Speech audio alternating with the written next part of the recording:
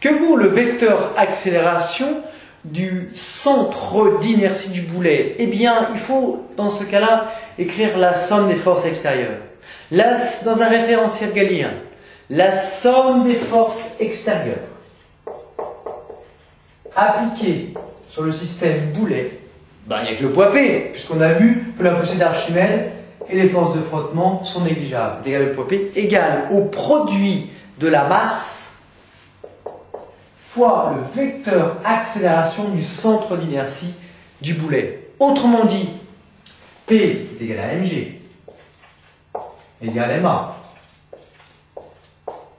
Donc, le vecteur g est égal au vecteur accélération. Donc, si on avait à représenter le vecteur accélération du centre d'inertie à l'instant t, eh bien, il serait ici. Il serait égal au vecteur g.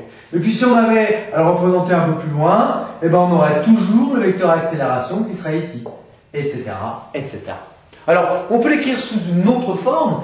On sait que g, eh bien, il n'a qu'une seule composante. Si on avait à faire une projection sur les axes I et J, O, I, J, G est égal à quoi? Uniquement une seule coordonnée sur l'axe des J, c'est-à-dire moins G fois J.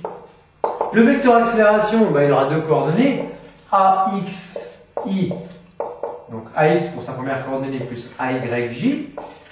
Eh bien, on tirerait de cette équation que l'accélération sur l'axe des X, au vu de cette équation, est nulle.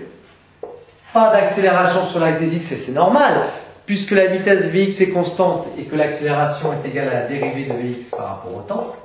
Donc ça, c'est normal que ce soit nul, puisque Vx est constant. Et puis que AY est égal à quoi? L'accélération sur l'axe Y égale moins G. Voilà. Voilà les deux informations qu'on peut tirer de cette question de 2.